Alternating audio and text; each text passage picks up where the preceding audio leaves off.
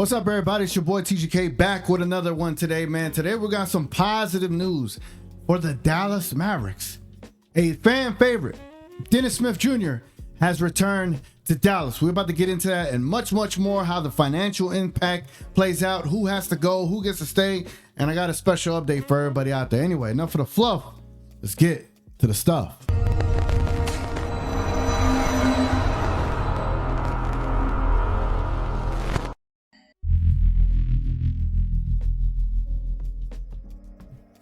All right, man, how y'all doing, man? I am having a good day. I hope y'all having a good day as well. We got a pretty jam-packed episode here today.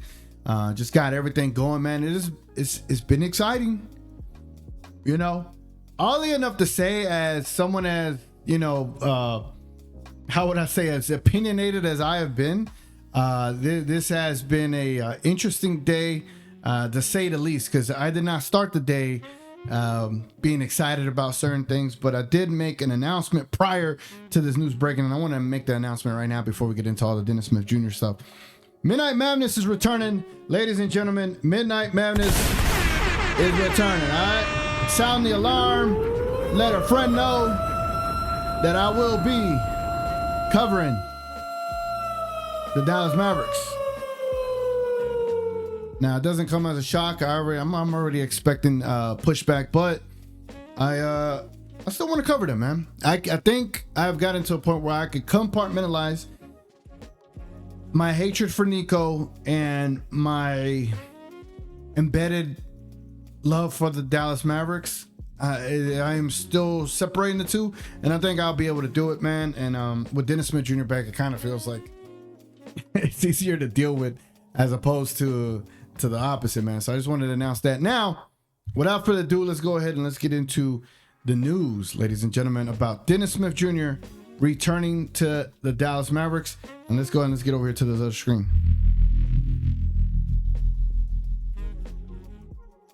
So today, Shams Charania announced that guard Dennis Smith Jr. has agreed to a one-year deal to return to the Dallas Mavericks.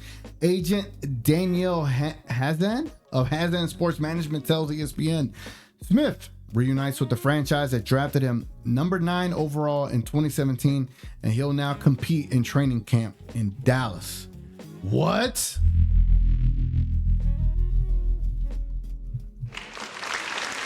Man, salute the Dallas Mavericks for bringing back Dennis Smith Jr. Not to like pat myself on the back, but I've been calling for this. I've been calling for them to bring back Dennis Smith Jr. and I'm glad that they did. I am glad that they finally made this decision. They made this motion. You know what I'm saying?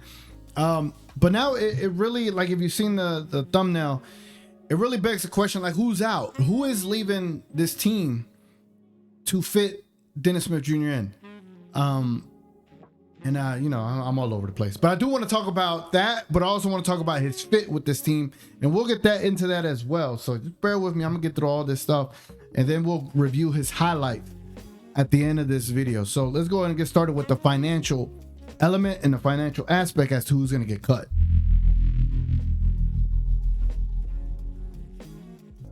All right, I went ahead and put this together for everybody that is watching. Again, I really wanted to deep dive into this, dog. So as you see here, we got Anthony Davis, Kyrie Irving, all these guys, you know, they're earning hella money, right? Then you got Klay Thompson at 16, Daniel Gafford at 14, PJ Washington at 14, Cooper at 14. It just, you know, it goes, right? You see everybody in this cap space here. And then you see Dennis Smith Jr., you know, his money deal is pending. It's a one-year deal, but no terms have been disclosed.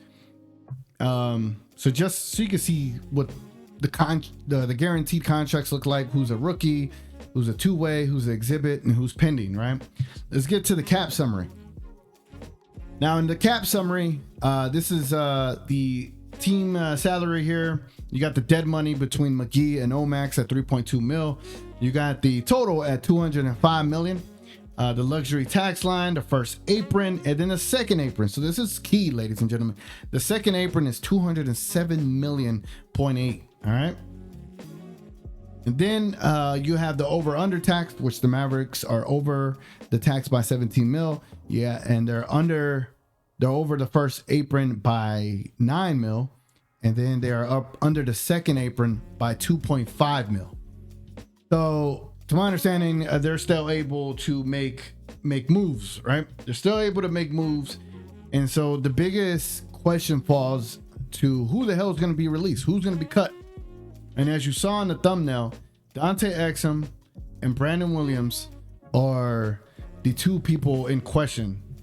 I mean, I would love for it to be Dwight Powell because we got so many damn centers and bigs, but you know, nobody's going to be that forthcoming or that that ballsy to pull that move off, right? So it's gonna be real interesting as to who is the odd man out. And honestly, for me, I would drop Dante Exum. I don't think you are getting much. I don't think Dante Exum is better than Dennis Smith defensively. I don't think Dante Exum is better than Brandon Williams offensively. And I don't think Dante Exum is better than D'Angelo Russell at all. Then you got Jaden Hardy up there at $6 million, but that contract's gonna be kind of hard to move. But I also don't think he's better than Jaden Hardy, you know?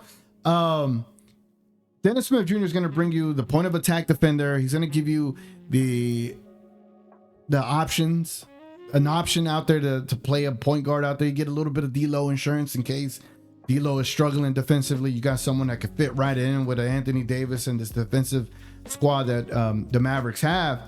The question is just going to come down to who is it going to be, Dante Exum or Brandon Williams. And thankfully, I have a source that kind of revealed to me that Dante Exum's deal was kind of more like a training camp invite, so to speak, right? So it's not guaranteed that his contract is guaranteed, even though it is guaranteed, right?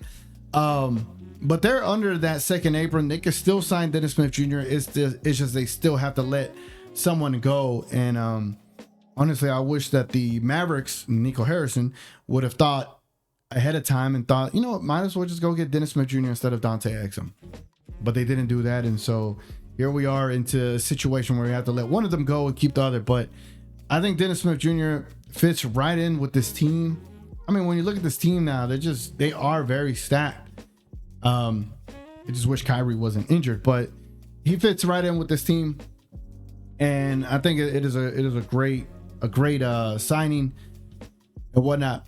So here we got some notes, right? Two-way contracts, hard cap, blah blah blah. Cool. Let's get to the depth chart, right? This is what I put together. I wanted to show y'all this, and you know, if anybody wants a copy of this, y'all let me know, man. I'll send it to y'all. Y'all can enjoy it. Let me put some. There we go, so I can see where I'm at. All right. So we know Kyrie is going to be out. Okay, we know Kyrie's going to be out. So who's going to be the starter?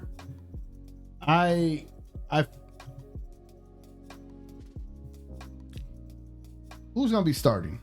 All right, my bad. It wasn't working. Now I got it to work. All right, so we know Kyrie Irving is not going to start for the team, right? So let's say we're going to start D'Angelo Russell there. Let's say is Klay Thompson going to start, man? I guess Klay Thompson starts, right? Who's going to be the three? I think it has to be Cooper Flagg. Anthony Davis has to be the four, and I'm going to assume Daniel Gafford starts. So this is how your starting five looks like right here. D'Angelo Russell, Klay Thompson, Cooper Flagg, Anthony Davis, Daniel Gafford. And the reason I made this is I just wanted y'all to see the flexibility that the Mavericks have. The Mavericks have a lot of flexibility and they have a lot of depth. And you look at the bench, man, they could go to options like a Dennis Smith Jr., a Jaden Hardy, Max Christie, Caleb Martin, Najee Marshall, PJ Washington, Derek Lively. Like, they have a lot of options here. And so if you wanted to, let's say we put Dennis Smith Jr. to start, we move Max Christie in there, then we move Najee Marshall in there, then we put PJ Washington at the 4, then we bring Derek Lively in there. Like, it's just all of these lineups, they're all really good lineups. Like, you have really good players, and I'm not sugarcoating it. I'm not gassing them up. If one thing you gotta know about me, I am not a homer. But the thing is that they don't have the elite playmaker that is a Kyrie Irving, and that changes things. I do think that they have the utmost flexibility to be really good, to be defensively one of the top teams in the league. AD, obviously everything comes down to health, but if you're looking at this objectively, bro, like they have an incredible team. They don't have the alpha number one. That's what they do not have, but they do have two alpha number twos, bro. Kyrie Irving and Anthony Davis are some of the best twos in the world. And then you got everyone else is like above, like the bench has starter level players, bro. Like, say this is the starting squad. Look at the bench. The bench would be D'Angelo Russell, Klay Thompson, Caleb Martin, Cooper Flag, Anthony Davis. Now that's another starting five right there. So yes, you want to have a roster that has a number one, but if you don't, you really want to have a roster that you could have two starting fives, like the Golden State Warriors did when they first started their dynasty. So the thing is, they have a lot of veteran leadership here.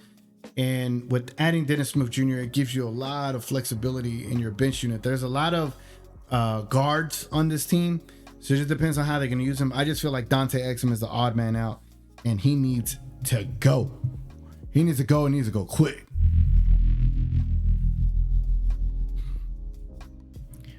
Yeah, man, I'm about to set this up so we could react to this right quick. Yeah, man, y'all let me know in the comments what you think, man. Let me know in the comments what you think about this, the signing of Dennis Smith Jr. Let me know what you think of the Excel graphs that I put together for y'all. Hope y'all enjoy that, man. And then if y'all need them, let me know. I'll send them directly to you. But now let's go check out some highlights of Dennis Smith Jr. and see how he played.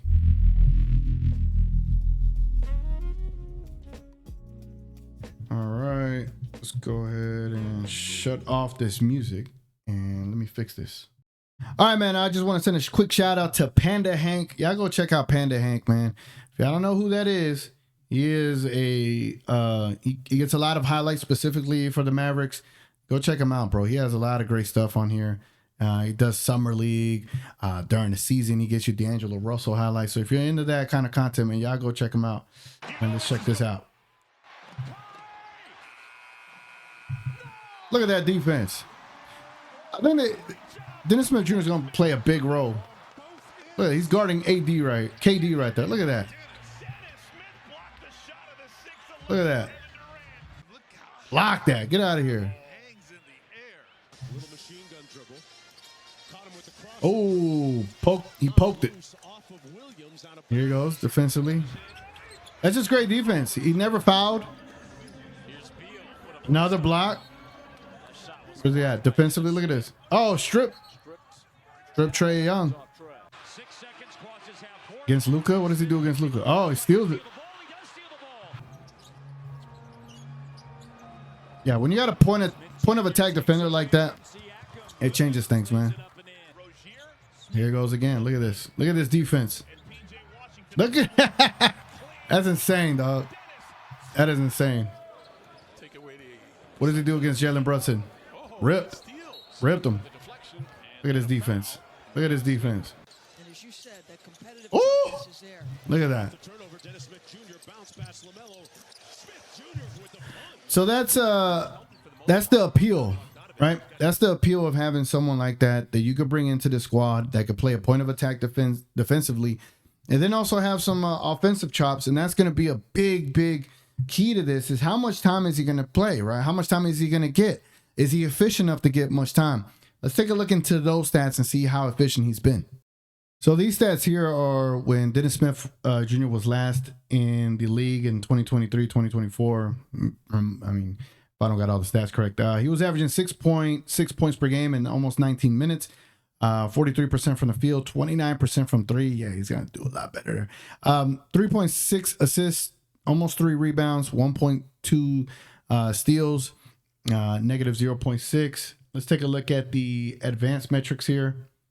Let's see what he did during his last stint in the NBA. Now he's coming back, bro. I'm pretty sure it's very exciting for him. As far as his offensive rating during that season with Brooklyn, it was a 109, defensively 109, and true shooting of 50%. You want that to be a little bit higher. Let's take a look at another metric here, and play type. We want to look at isolation, and we want to see isolation defensively, regular season, in the last season that he was here. Come on. Let's see if we get some metrics here. Dennis Smith. Yeah, we do. Okay. So as far as his defense and isolation, he only gave up 0.85 points per play. However, he was pretty good at defending. He was in the top 68 percentile. Let me show you. He was in the top 68 percentile over here on the right there. That tells you that he was better than 68% of the league defending. But that says a lot that he does pretty well when he is in that scenario. They shoot 35% against him in isolation. And, you know, by looking at some of those highlights, you're able to see why, because he plays very, he plays, just really fundamental defense, bro. Really fundamental. There's this term in football that I forget, but it would have been great if I could have used that here. But that's the lore of it as far as what he could bring to Dallas. Again, Dallas has been building a defensive team. Obviously, they got rid of one of the best offensive weapons, but outside of that, they have built a very, very well defensively team or rostered, constructed. Can't even say the words. They built a very well rostered defensive team. There we go. And adding him and the abilities that he has only can enhance the experience for the Dallas Mavericks and specifically for the players on that team as well.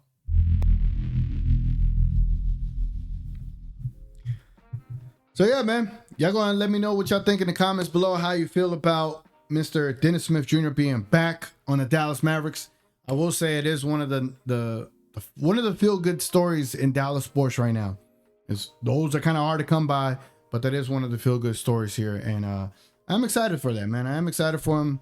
I rooted for him like hell when he was here as a rookie, and we'll see how this looks like, man. It's gonna be really interesting, and I think Dante Exum needs to be the one to go. I really want to see what Brandon Williams got.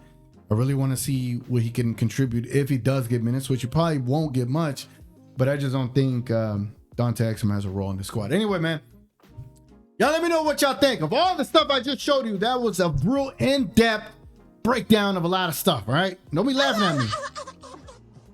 But anyway, man, it's been your boy TGK.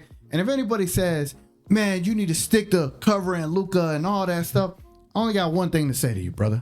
Shut your